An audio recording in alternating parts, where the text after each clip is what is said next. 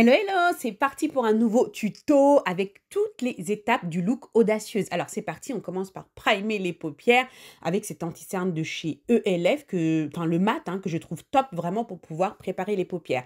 Alors ensuite, je vais attraper cette palette de chez Juvia's, tu auras toutes les références en description, où je viens placer ce rouge fuchsia sur le premier, là on va dire la première moitié de la paupière, et ensuite je prends cette deuxième couleur que je viens mettre sur la deuxième moitié. Je voulais quelque chose d'un petit peu plus foncé. Bon, après, j'aurais attendu quand même qu'il y ait un contraste qui soit plus marquant. Mais bon, écoute, ça passait quand même. Et ensuite, je viens prendre cette deuxième palette de chez Juvia's où je viens prendre ce orange que je viens placer en transition et je rajoute ensuite le jaune au niveau de l'arcade sourcilière pour pouvoir illuminer. Et voilà, j'aime beaucoup le rendu. Alors ensuite, j'attrape le violet. Honnêtement, je m'attendais à ce que le violet quand même soit un petit peu plus foncé que ça. Donc là, ça n'a pas donné vraiment ce que je recherchais. Donc du coup, j'ai attrapé cette autre palette de Juvia's avec ce noir pour venir vraiment renforcer le coin externe. Donc n'hésite pas comme ça à mélanger les fards si besoin. Voilà, alors ensuite, on vient faire le cut crease pour bien dégager la paupière. Toujours avec le même anti-cerne que j'ai utilisé pour primer. Voilà, donc j'estompe bien le fard et je viens attraper ce bleu là, turquoise façon. Non mais il n'est pas magnifique franchement, ce bleu. Et encore en photo, je trouve qu'il ne rend pas comme là, parce que c'est vraiment un bleu turquoise quoi. Il est vraiment super beau. Donc là, je rajoute du noir pour renforcer le creux de paupière. Et ensuite, je viens estomper les bords, toujours avec le fard noir. Voilà, alors ensuite je prends ce fard violet pour ajouter un petit peu, voilà, un petit jeu de dégradé intéressant là, de transition là, voilà, on rajoute les faux cils et ensuite on va attaquer le teint. J'adore ce primer de chez ELF, le sérum hydrating primer, voilà, quelque chose comme ça. Voilà, j'adore vraiment, il hydrate super bien la peau et on va venir corriger avec ce stick là, Correct Click de chez CoverFX. Voilà, bon, I look a bit crazy like that. C'est vrai que, bon, quand tu mets le correcteur, voilà, quoi. Mais c'est nécessaire. Alors, ensuite, oh là là, le fond de teint de chez Estée Lauder, le Double Wear, ça faisait un bail que je ne l'avais pas utilisé. Et qu'est-ce que je kiffe ce fond de teint! Oh là là, là, franchement, j'ai encore comment dire, une boîte là qui m'attend, là. Franchement, c'est un fond de teint, je pense que je vais vraiment recommencer à réutiliser. Alors, ensuite, l'anti-cerne de chez Yuma Beauty, je t'avoue, franchement, j'étais déçue. J'ai trouvé qu'il était hyper galère, en fait, à estomper. Il est assez épais. Oh, franchement, j'étais un peu déçue quand même de cette première utilisation. Je sais pas, tu me diras, est-ce que toi tu as cet anti-cerne? Qu'est-ce que tu en penses? Mais regarde, tu vois, il est... Oh là là, tu sais, pour l'estomper, c'est chaud, quoi. Oh, je te jure, j'en pouvais plus. Ensuite, je viens contourer avec le Tantour de chez Huda Beauty.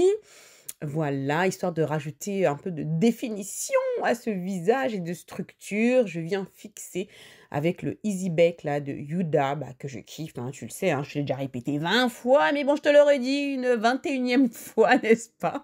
Et toujours la même poudre. Alors là, j'avais mis la dose. Là, c'est la teinte Coffee Cake. Mais bon, tu vois, même si tu en mets beaucoup, c'est une poudre, regarde, tu vois, en pressant bien. Voilà, c'est vraiment absorbé par la peau. J'adore. Ça te laisse pas de traces bizarres. Ça te lisse le grain de peau, franchement. J'adore cette poudre-là.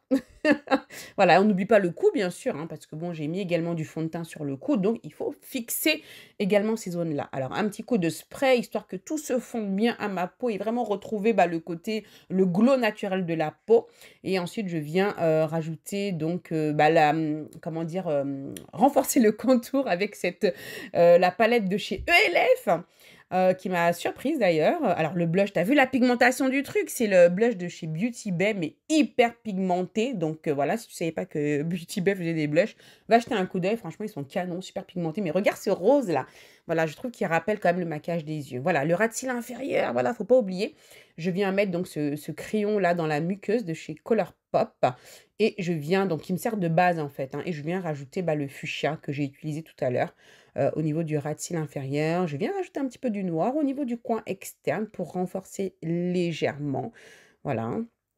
Et ensuite, je viens prendre ce vert que je viens placer comme touche lumière au niveau du coin interne de l'œil. Voilà, j'estompe bien et je le fais redescendre également vraiment sur le premier tiers du ras de cils inférieur. Je trouve que c'est super joli comme ça, avec le rose, voilà. Ensuite, j'ai mis, regarde, du mascara sur les cils du bas. Mais regarde, c'est pas trop canon ce mascara, il déchire. Ça me fait des cils du bas, quoi. et je viens mettre, bah, le highlight, c'est le Killawatt de chez Fenty Beauty. Ça fait un moment que je l'ai, ça faisait un bail que je l'avais pas utilisé. Je me suis dit: «Bah, tiens, si tu le sortais aujourd'hui pour le tuto».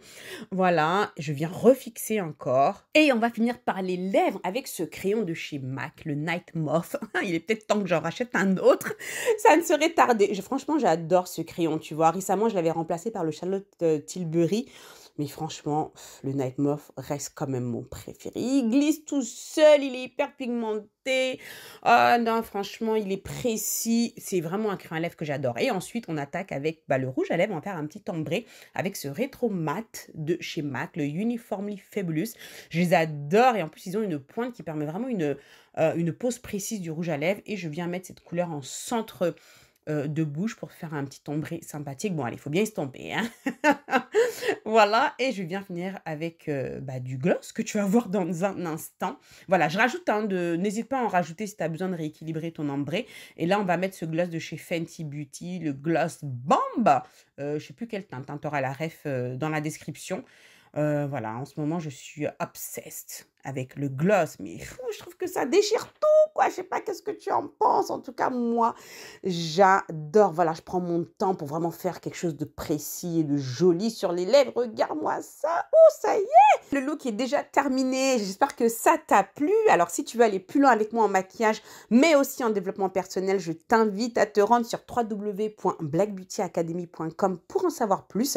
Ce sera vraiment un grand plaisir pour moi de t'accueillir au sein de notre merveilleuse communauté de femmes puissantes, riches en partage. Et ce sera aussi mon plus grand bonheur de t'accompagner à devenir la meilleure version de toi-même. Je t'embrasse très très fort et je te dis à très très bientôt.